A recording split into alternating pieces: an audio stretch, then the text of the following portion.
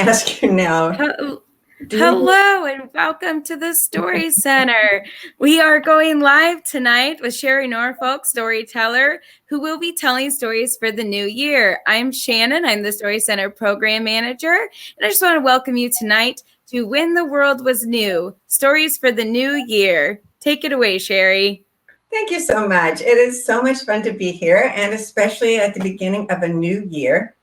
And every new year, I think about all of the things that were new in the beginning of the world. People all over the world, cultures all over the world, have created stories that pretend to explain how things came to be, how those new beginnings came to be. And so I am going to tell you some of my favorite ones tonight. The first one is about a kid named Maui. Now, you might think of Maui as a great big guy, but this is a story about when Maui was a little boy.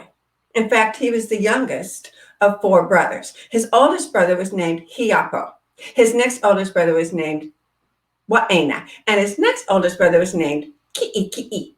Now, Hiapo and Wa'ena and Ki'iki'i were great canoe rowers. Every day, they'd get in their outrigger canoe and off they'd go. Oh, eh, oh, eh, oh, eh. Oh, eh, oh, eh, oh, eh. Oh, eh, oh, eh, oh, eh. Oh, eh, oh, eh, oh, eh. When they would reach the fishing grounds, they would bait their hooks, throw in their lines, and they would catch enough fish to feed the whole village. Now, Maui was not a great canoe rower, and he really didn't like to fish much. In fact, when he rowed the canoe, it would go round and round in circles and sometimes almost flip over. And when he tried to fish, he caught nothing but salt water. And his brothers, well, you might know what older brothers could be like.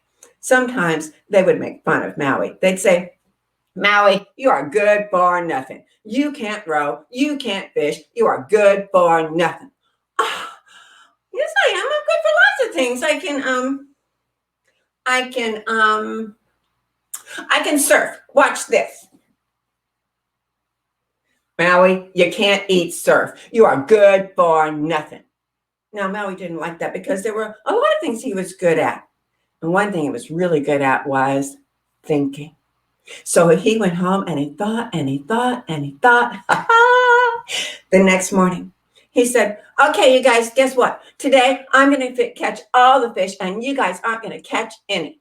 His brother said, Maui, are you out of your mind? You have never caught a single fish. Don't go saying things you can't prove. I can and I will. Today, I'm going to catch all the fish and you guys aren't going to catch any. All right, but this had better be good. They got in the outrigger canoe and off they went. Oh, eh, oh, eh, oh, eh. Oh, eh, oh, eh, oh, eh. Oh, eh, oh, eh, oh, eh. Oh, eh, oh, eh, oh, eh. All right, Maui, here are the fishing grounds. Show us your stuff. All of them betted the hooks they threw in their lines. After just a moment, Hiapo said, hey, I think I've got something. Me too, said Maui. I think I've got something. I'm going to reel mine in. I'm going to reel mine in. And as the lines came up close to the bow of the boat, Maui said, I'll take the fish off the hooks. Maui reached way out over the bow of the boat, down into the water, and he took his brother's fish off of his brother's hook, pulled it through the water, put it on his own hook, and pulled it up. Look, I got a big fat fish. You got a big fat nothing. That's weird. Let's try it again.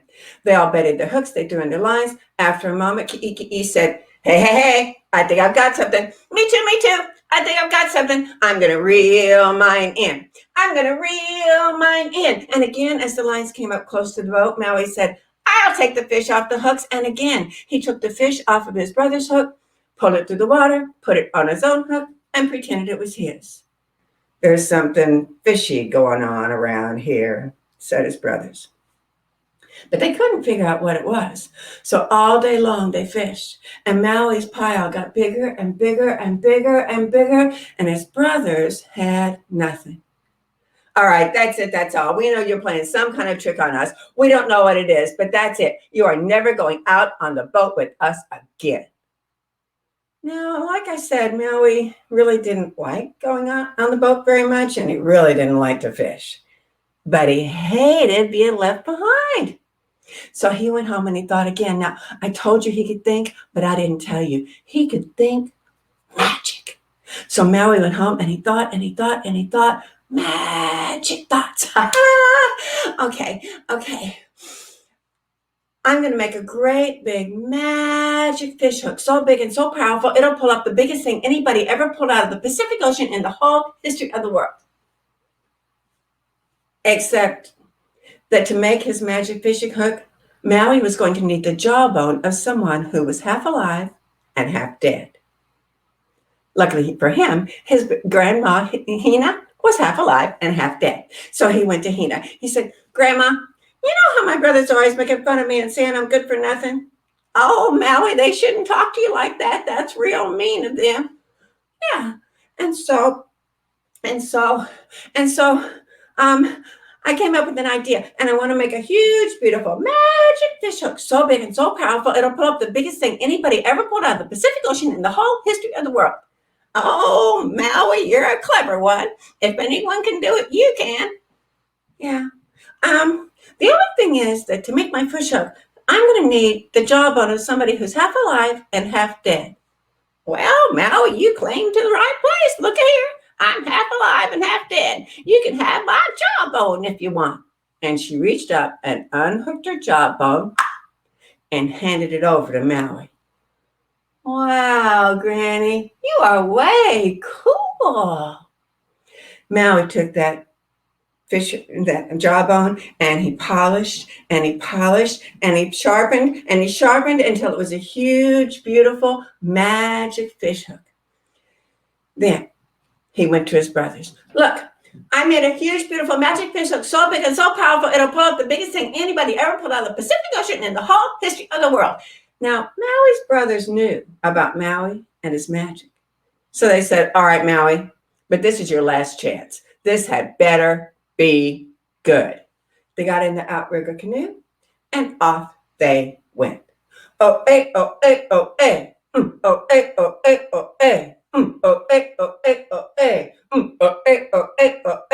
All right, Maui, here are the fishing grounds. Show us your stuff. I'm not sure this is the place. Let me check. Maui picked up a kukui nut, which was full of oil, and he chewed on it. Then he spit the oil out onto the water. Ping! The oil spread, and it calmed the waves just enough so he could look down and see into the water below. Nah, this isn't it. Keep going. Maui, this had better be good. But off they went. Oh, oh, oh, oh, oh. Oh, oh, oh, oh, oh. Oh, oh, oh, oh, oh. Oh, oh. All right, Maui, these are even better fishing grounds. Show us your stuff. Let me check.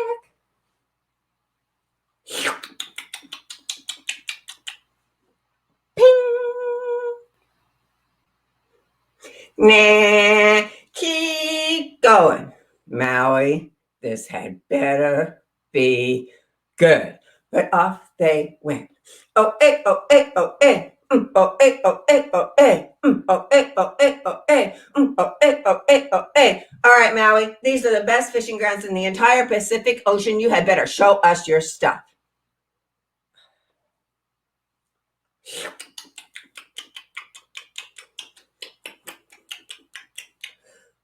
Ping! All right, this is it. Now, watch this. I'm going to take my huge, beautiful magic fish hook, and I'm going to pull up the biggest thing anybody ever pulled out of the Pacific Ocean in the whole history of the world. Right. This had better be good. Maui took out his huge, beautiful magic fish hook, and he tied a long, strong line to it, but he didn't put on any bait. He took it and he twirled it over his head, and splash, it went down, down, down, down, down, down, down, down, chunk. I think I've hooked something. Let me make sure the hook is set. Maui pulled. He pulled again. He pulled again. All right, my hook is set. Now, turn around, roll fast, roll hard, and don't look back. This had better be good. But they turned around and off they went. Oh, eh, oh, eh, oh, eh. Oh, eh, oh, eh, oh, eh. Oh, eh, oh, eh, oh, eh. Oh, eh, oh, eh, oh, eh. Now, Maui's hook had hooked into a whole line of mountains underneath the water. And as those boys rowed, they were pulling those mountains up out of the water behind them. As the mountains rose, the water began to toss that little boat. And they were kind of scared. They said, Maui, what's going on back there? Row harder, row faster, and don't look back. So off they went. Oh, eh, oh, eh, oh, eh. Oh, eh, oh, eh, oh, eh. Oh, eh, oh, eh, oh, eh. Oh, eh, oh, eh, oh, eh.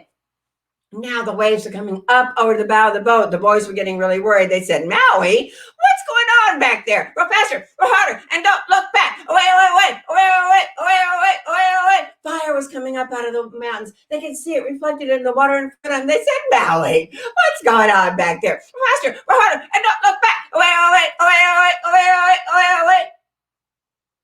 But they were so scared. They looked back. And when they did, the line broke. The little canoe floated away. But behind them, sticking up out of the water, were the tops of a whole range of mountains. Now, if they had rowed faster and harder and hadn't looked back, the entire range would have come up, connected by land. But as it is, it's just the mountain tops that stick up out of the water. And they're now known as the islands of Hawaii, because that's how Maui pulled the islands up. And that's the end of that. I love telling that to kids because they think it's true. They say, of course it's true because there's Hawaii and there's that one island that's even named after Maui.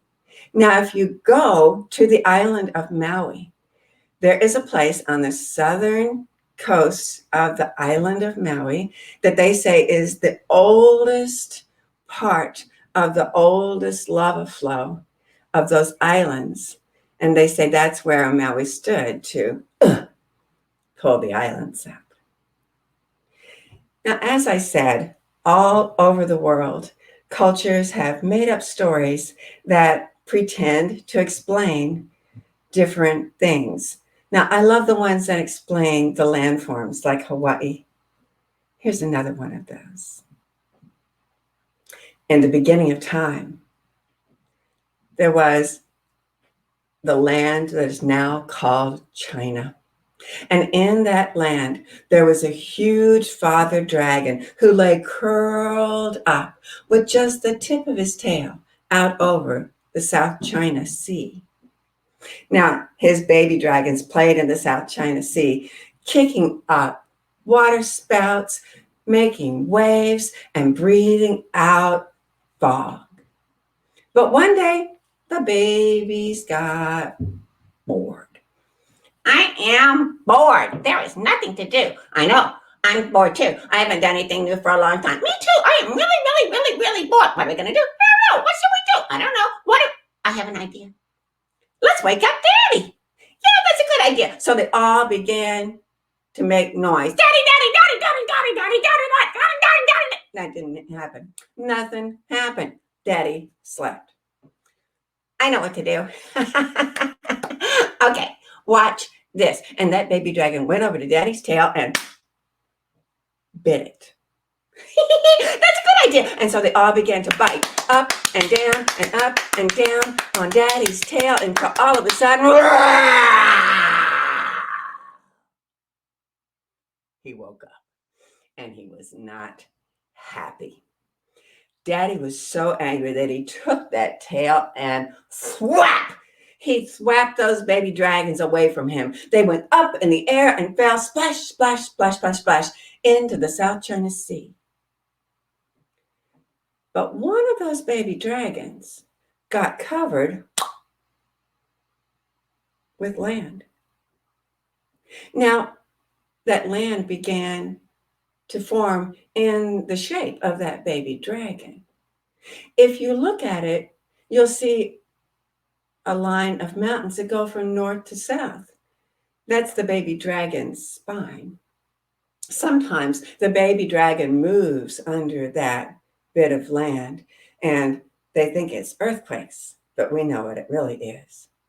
Now, they call that the island of Taiwan. If you look across the South China Sea, you will see the edge of the land that we now call China. And you can still see the bite marks that those baby dragons left behind.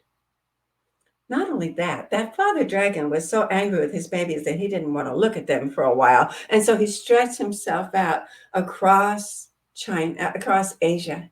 And that is now what forms the Himalayan mountains. Now, I tell that story to kids too. And they think it must be true because all of those things you can see on a map. But what really still drives me crazy, I'll ask fifth graders, was that story true? And they'll say, well, no, because, dragons can't talk. So I think we have a lot to teach our fifth graders.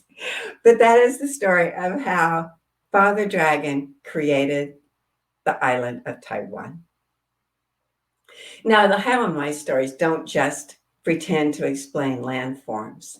They also explain how different animals came to look the way they look today. So I'm going to tell you a story that is not a folk tale. It is a literary story from Rudyard Kipling, and you might know this story. It's called How the Camel Got His Hump. In the beginning of days when the world was so new and all, and the animals were just beginning to work for man, there lived a camel in the howling desert because he was a howler himself, and he did not want to work. So he ate tamarisks and milkweed and was most excruciatingly idle. And when anyone spoke to him, he would say, humph, just humph, and no more. Presently on Monday morning, the horse came to him with a saddle on his back and said, Camel, oh, camel, why don't you come out and trot with the rest of us? Humph, said the camel. And the horse went away to tell the man. Presently on Tuesday morning, the dog came to him with a stick in his mouth and spit it out. Camel, camel, camel, camel, oh, camel, why don't you come out and fetch with the rest of us? Humph, said the camel, and the dog went away to tell the man. Presently on Wednesday morning, the ox came to him with a yoke on his neck. Camel, oh, camel, why don't you come out and plow with the rest of us? Humph, said the camel, and the ox went away to tell the man. But on Thursday, the man came to the three and said, 303, I am so sorry, with the world so new and all, but that camel thing obviously can't work, or he would have been here by now. So the three of you are going to have to work double time to make up for his excruciating idleness.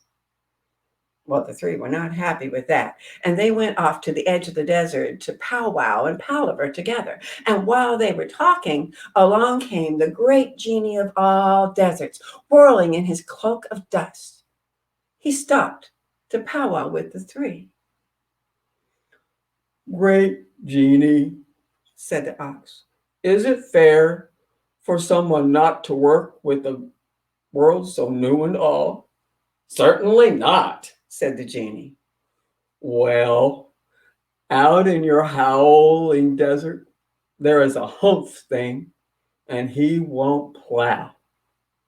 What does he say for himself? You know what he says? He says, humph, said the dog. Anything else? Said the genie.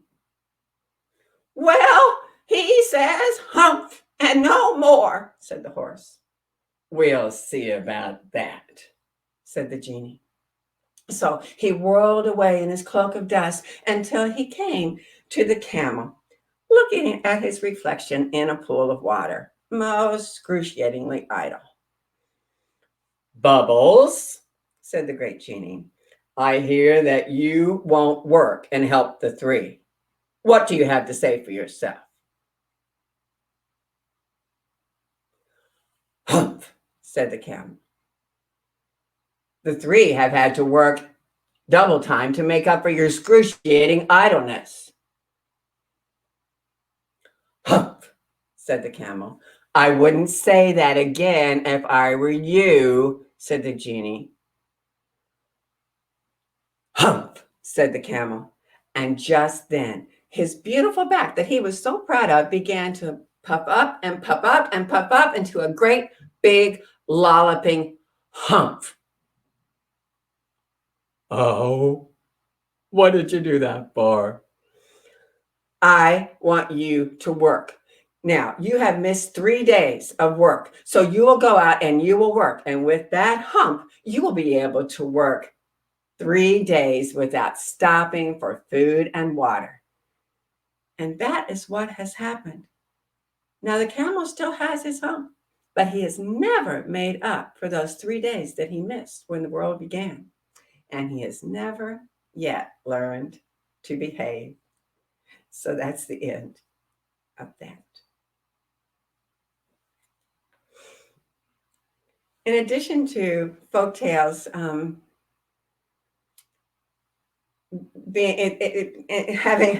white stories like this all over the world, there are some animals that seem to be more popular than others in these stories.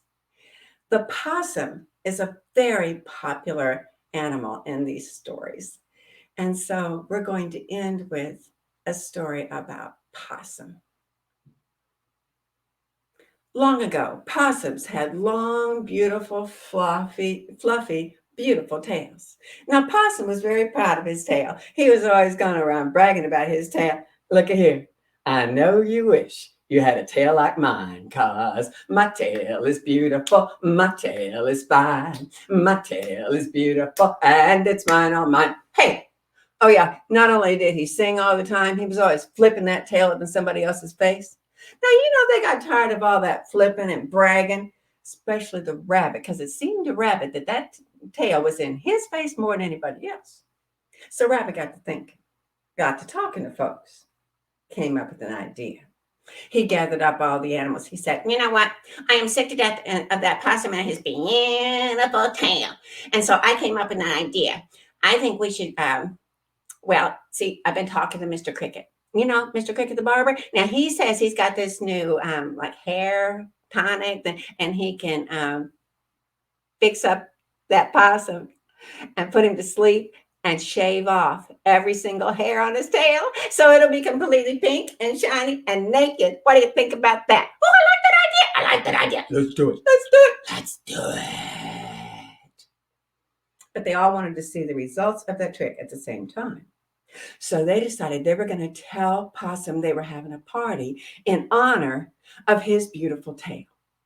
Well, the animals went off to get ready for the party, and Rabbit went on down to Possum's place, found Possum sitting there, braiding his tail, singing his song. My tail is beautiful, my tail is fine, my tail. Hey, Rabbit. How you doing, Rabbit? I reckon you came on down here to get a close-up look at my tail while I'm braiding it. Ain't that the prettiest thing you ever laid eyes on? Yeah, that is awesome. Hey, listen, we were talking about that tail of yours, and we think that it's time we had a party in honor of your beautiful tail. What do you think about that? A party for my tail? Yeah, that's a real good idea. When's it going to be and where? It's going to be in the clearing in the forest tomorrow night at 7:00. Can you be there? I'll be there. See you then. Oh, hey, wait. Listen, I've been talking to Mr. Cricket, Mr. Cricket the barber. Now, he says he's got this new hair tonic. He says if he puts it on your tail will be even more beautiful, even more glorious, even more fine. So what do you say? Should I send him on down here to fix you up for the party? Hard to imagine my tail looking any better than this, but, well, yeah, if he can fix me up for the party, send him on along. So Rabbit got on out of there and sent Mr. Cricket back. Mr. Cricket said, All right, all right, all right. Here's what we're gonna do. Here's what we're gonna do. Here's what we're gonna do. I'm gonna pour this oil on your tail, oil on your tail, oil on your tail, and then I'm gonna rub it in, rub it in, rub it in, and then I'm gonna wrap it up in ribbon, wrap it up in ribbon, wrap it up in ribbon, and then don't you take it off, don't you take it off, don't you take it off till you get to the party. Got it, got it, got it. Yeah. Hey, that's a real good idea. Because then when I get to the party, my tail will be all covered up, and then when everybody's there, I can holler, surprise! I can't wait to see the envy. I can't wait to see the jealousy. I can't wait to see the awe on their faces. But he had to wait. He had to wait till 7 o'clock the next evening. And by the time that time rolled around, he was so anxious, he was right there at the edge of the clearing. Now, he wanted to make sure everybody was there so he could make his grand entrance. So while he was counting everybody as they arrived, he was looking at all the arrangements for the party. Yeah, there were musicians tuning up in one corner and lots of food over on the table. Great big bonfire in the middle of the clearing. As soon as all the animals were there, Possum made his grand entrance. I'm here. Hey, there he is. There he is. Why don't you dance for us? Yeah. Show off your tail. Don't mind if I do. Possum started dancing around the bonfire, unwrapping that ribbon, and singing his song. My tail is beautiful, my tail is fine, my tail is beautiful, and it's mine, all mine. Hey, now, he wasn't looking at his tail. See, he was too busy looking at the faces of all the animals because he wanted to see the envy. He wanted to see the jealousy. He wanted to see the awe on their faces, and what he saw was,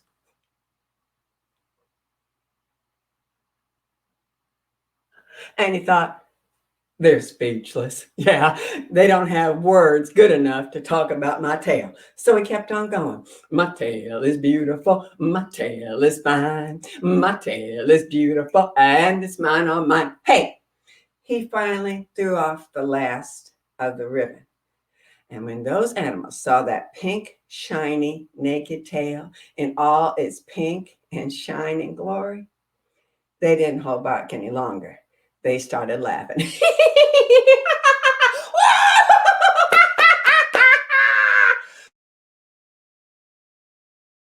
Possum said, wow! Possum took off running into the deepest, darkest part of the forest, and he would not come out. You'll hardly ever see a possum out in the daylight anymore because they're all so ashamed of their pink, shiny, naked tails. But if you go into the woods of a night, well, you might see Possum, and he might still be singing. My tail ain't beautiful. My tail ain't fine. My tail ain't beautiful, but it's mine, all mine. And that's the end of that. It has been so much fun telling these stories with you tonight. And I hope you find some how and why stories, or pourquoi stories as they're called, yourself, or you can make up your own. But if you want to find them, they're usually in the 398.2 part of the library. Now, there is a survey that you can take just to let the library know about the program and maybe other things that you would like to see and hear in the future. All right. Thank you so much. Bye-bye.